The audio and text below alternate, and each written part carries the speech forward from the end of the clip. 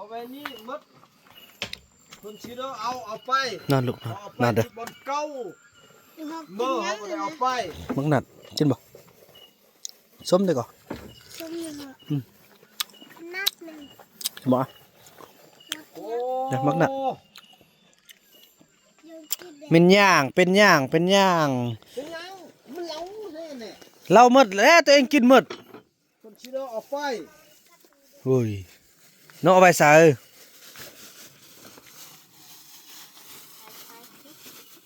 บ่มีเอากระเช้าไว้นี่หมดแล้วตัวเองกินหมดตีนอติ๊กนอเอาไปตีบอลเก้าตีบอลหกกินตีบอลเมื่อเขาไม่ได้เอาไปว่าเอาเช้าไว้นี่พยางนี้กับยาชูบกับโอ้ยถ้าตัวเองบ่กินมันผู้ใดจะไปรักกันเนาะติ๊กนอสติ๊กบ่กินตีน่ะอีมุกหูเขาลักเอากินเอาไปมุกลูกรักอันเล่าอันไอ้วัดเนี่ยน่าอันลักและอันมีเงินมียังใจอ่ะฮือเขาโอ้ยซอกวอมไทยจะไปรักชื่อเอาแพงโอ้เอา200,000อย่างอกจะตื่นอย่าย่ามุกวัดอันเบิ่งหัวแม่ย่ามุกบ่าววัดห้าว่าเขารักเราพี่น้องเอ้ยบ่มีนะพี่น่ะน่ะอย่าปักบอกไม่อย่าปักแห้งมาไหมเชิญนี่เอาไปติบอลเก้าติบอลหกกินนี่ติเมื่อเขาก็ได้เอาไปนี่อย่าเจ็ดนี่เขาก็เชิญติพยายามนี่คนฉีดด้วยจักเอาไปนี่โมมีติหานไอ้วัดอันนี้บ่แม่นพาที่ไอ้ซื้อเฮามันติหานกองไตปูไตเงียบมาฮึพ่อเมื่อแล้วก็ไปเปเอาข้าวน้ำพ่อเมื่อเด้ออย่าสมมาเปเอาข้าวน้ำไอ้บุญนำเด้อไปเปเอาเข้าเด้อตายให้เข้านะเด้อบ่มีคนชิโร่เอาไปคนชิโร่แกเอาไปน้องกินมดตี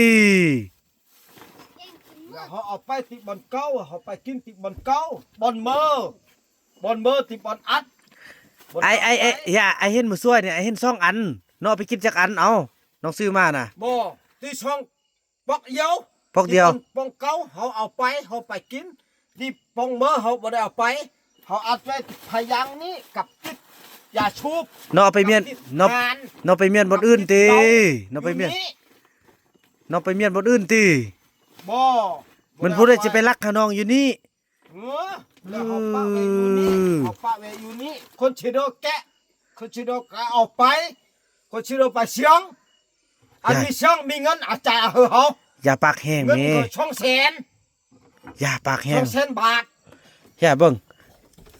เดี๋ยวมึงพาตรงนี้เป็นไอซื้อมือนั้นไอจะข้อคืนเอาไว้ทางส่วนเด้อไอข้อเด้อเนาะติ๊กเนาะพาไอซื้อเนาะขี้ยานมันจะฟันผู้อื่นเนาะพานี่ไอซื้อให้อันมือไปทางให้เนาะคุณเนาะแม่นบ่คุณเป็นหยังแล้วไอสิเอาไปทางให้เด้อแล้วน้องจะไปทางตัดเตาโอ้ยแล้วไปชอบบ่เห็นนี่น้องจะเอามาบ่อันนี้ไอสิขอยืมไปฟันให้มื้ออื่นก่อนเด้อเพราะเป็นพาบ่าวบ่นำซื้อมื้อนั้นพี่น้องเนาะดวงเส้นปลายพุ่นเด้กะย่าแล้วเพราะว่าน้องตัดเต้าน้องได้มากแล้วก็บ่ให้อัน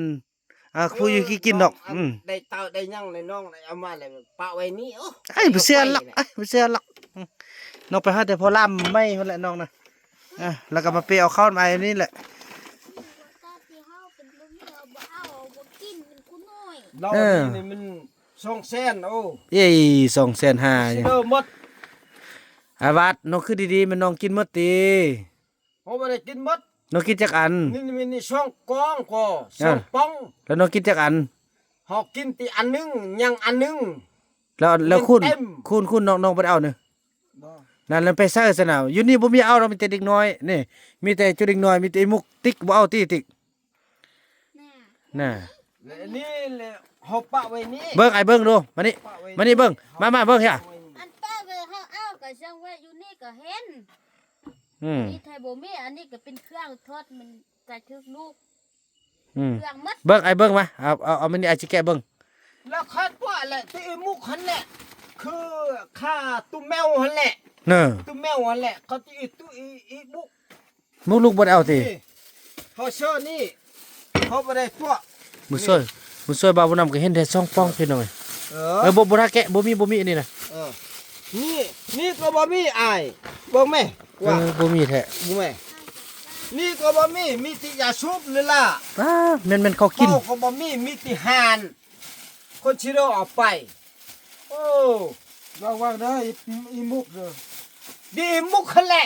ที่อีมุก มุกลูกอย่า เออ คันลูกได้เอาแล้วเอามาให้พ่อไปมาซะ มาหาตัวเลยคืออันตัวแมงเฮาจัดเอาเงิน50,000ค่าตัวแมงนะ คือเฮากับใครเขาก็ลักเอาไป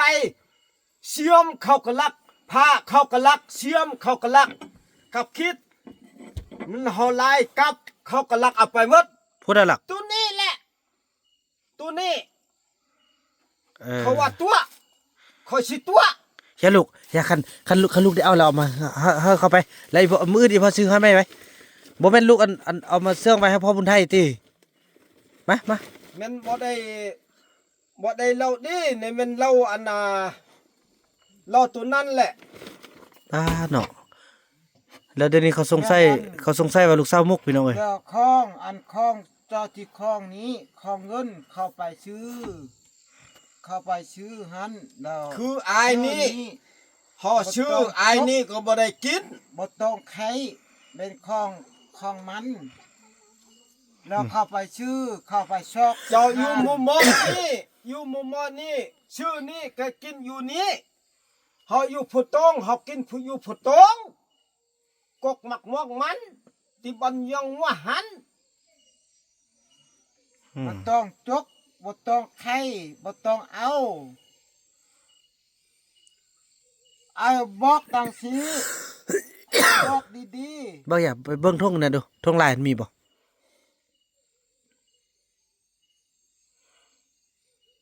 ลูก เชื่อม ๆอัน ก็ ตั บ่ ว มี นี่บาปเบิดจิคนไหน ถ้าเป็น ผ้าก็ อ บ่ ยู่ทุ่งมันบ่ มี มีน่ะเนาะ กับคิดก็บ่มี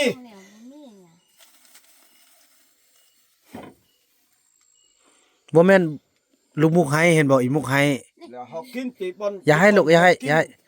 บ่ให้น้อง ที่เฮิงที่บนเก้าที่บนเมื่อ นี่บ่มี ที่บนเต็มเต็ม เชื่อไว้ เขาบ่ได้ อืม กินเทื่อ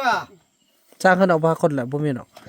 บ่เทื่อบ่วัดก็ไปกินตัวเองไปลงกินบ่อื่นติ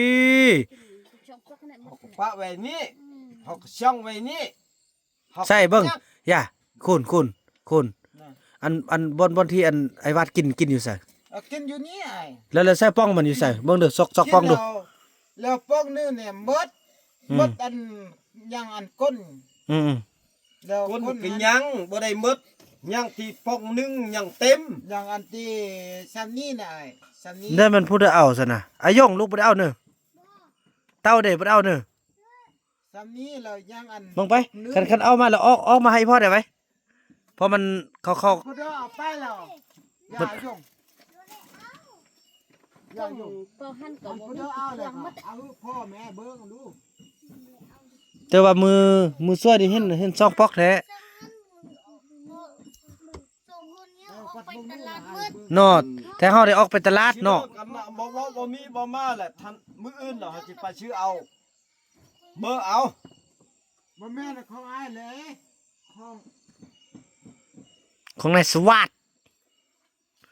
โอ้ไอ้บุญรอดก็นอนดีคักเนาะ อันนั้นอันเงินช่องแสนของไอ้ครูตำรวจ อย่าปากแห้งแมี เต็ม บุญ ฤทธิ์ บุญรอดตื่นเด้อน่ะ ก็เอิ้นบ่าวาดเดี๋ยวนี้ก็เอิ้นตำรวจไปครูตำรวจ ตำรวจลูกขี้นี่ บ่ต้องไว้ก็สิจักแล้วทำเฮาสิเอาหือปอกหนึงเฮากินปอกหนึง อย่า ดี อย่างเดี๋ยวนี้มุกให้น่ะบ่ต้องปักแห้ง นี่เอาเสื้อเอาคือเก่านะ ลูกบ่ต้องให้ลูกอันนี้แหละบาปลูกไปฆ่าแมวนี่เห็นบ่บาปเพราะฉะนั้นบ่ต้องไปฆ่าเด้ออันนี้แหละบาปเห็นกับตาเลยลูกเอ้ยโอ้ไอ้วัดสิเมื่อป้าแล้ว ฮะ ไอ้วัดสิเมื่อป้าแล้ว บ่ ไปใส่ดิ ไปซื้อเอาเรากัน เอ้ย ยังบ่ให้ เชื่อเราบ่ฮู้เราอันน่ะ ไปนอนไปนอน อันน่ะคุยแข้งเลยบ่ เอ้ย เล่นอื่นน่ะ อันนี้คือปืน มื้ออื่นได้ลูก นี่ปืนนะ บ่แม่นลูกน่ะน้องสิไปชื่อเอาคุยแข้งตัง เอ้ย แม่นคุยอ้อนนะ เออ บ่ได้คุยแข้ง ได้กินเหล้าตลอด อ่ะกินเหล้าหลอดแม่นบ่แข็ง นั่นแหละกินเหล้าตลอด กินน่ะเพิ่นมื้ออื่นน่ะไปชื่อเอาคุยแข้งตัง เราจะไปแกะใส่ เออ ไปแกะอยู่ใส่ โอ้ยน้องบ่ได้แจ๊ะได้หยังเลยคุยแข้งตังแล้วล่ะ เออ สบาย สบายบ่ คัก อืม เจ้าอันน่ะอันคุยแข้งแล้วเจ้าอันชี้อันน่ะ ทำเหล้านี่เหล้าเฮาก็บ่เอาก็บ่กิน อีนกกับอัน เนาะ น้องเฮาอีลี่หั่น อืม ได้ ซอก บ่ โอ้ไอ้ก็มีเมียไอ้ก็แจ๊ะเมียไอ้โอแจ๊ะอีนกโอ โอ้ เออ เจ้า อย่าไอ้ไปแจ๊ะผู้ดีผู้นั้นผู้ดีเนาะติ๊กเนาะ แม่น เออ แท้แม่นแท้ อืม เจ้าตัวตี้ โอ้ ตัวน้ำอายบ่ ตัวเห็นหยังตัวเรื่องใด เออ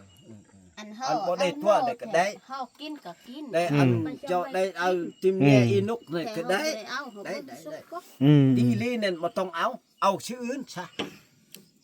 เจ้าเอาติมแย่แย่เก่าแย่มือบ่ต้องเอา